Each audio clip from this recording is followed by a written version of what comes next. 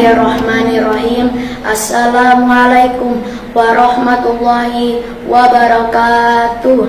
Segala puji bagi Allah Subhanahu wa Ta'ala yang telah memberikan kita banyak nikmat dan karunia, mulai dari nikmat sehat, nikmat lapang, hingga nikmat yang tiada tara berupa iman dan Islam.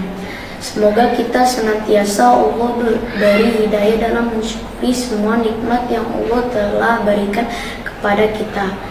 Semoga sholawat serta salam selalu tercurah limpahkan kepada Nabi Muhammad Sallallahu Alaihi Wasallam yang telah menuntun umat Islam dari zaman jahiliyah sampai zaman nuroniyah seperti sekarang ini, dan juga kepada keluarga, sahabat, dan pengikutnya hingga hari akhir. Teman-teman yang dirahmati Allah Subhanahu wa Ta'ala, pada kultum kali ini saya akan membahas tentang sholat. Allah dan Rasulnya banyak memberitahu kita tentang pentingnya mendirikan sholat.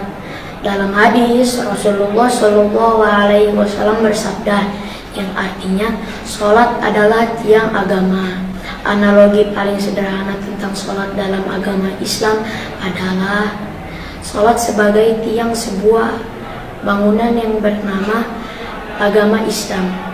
Apabila tiang itu rapuh atau roboh, maka bisa dipastikan bangunannya juga ikut roboh atau rapuh karena kehilangan penyangganya. Rasulullah Shallallahu Alaihi Wasallam bersabda, yang diriwayatkan oleh Imam Bukhari, yang artinya, seandainya mereka tahu pahala sholat subuh dan asar, niscaya mereka akan mendatangi meskipun dengan merangkak.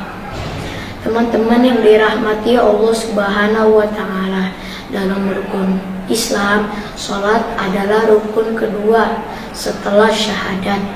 Artinya akan ditolak keislaman seseorang walaupun dia sudah mengatakan asyhadu alla ilaha illallah wa asyhadu anna muhammadar rasulullah, tetapi dia meninggalkan sholat secara sengaja tanpa ada unsur yang diperkenankan.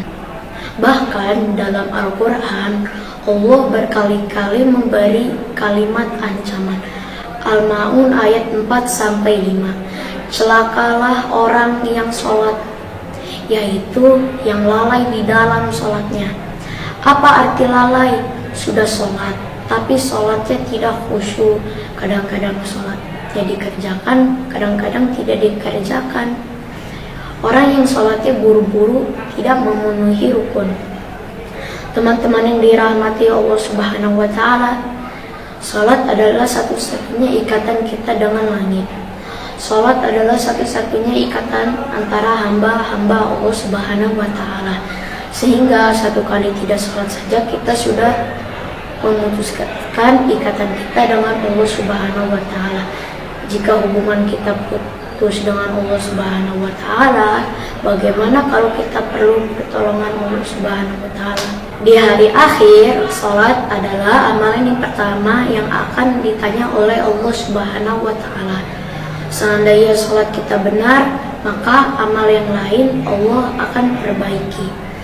Sholat dalam hal atau keadaan kita bagaimana harus tetap dilaksanakan. Kita boleh tidak puasa jika tidak mampu. Kita boleh tidak zakat jika tidak mampu. Kita boleh tidak haji jika tidak mampu. Tidak ada alasan untuk tidak sholat. Jika tidak bisa tepat waktu sholat, maka bisa dijamak. Jika tidak bisa ke masjid bagi laki-laki, bisa sholat di rumah. Jika tidak bisa berdiri, sholat bisa sambil duduk. Jika tidak bisa duduk, sholatnya bisa sambil tiduran. Jika tiduran susah bergerak, bisa dengan kedipan mata atau isyarat. Wassalamualaikum warahmatullahi wabarakatuh.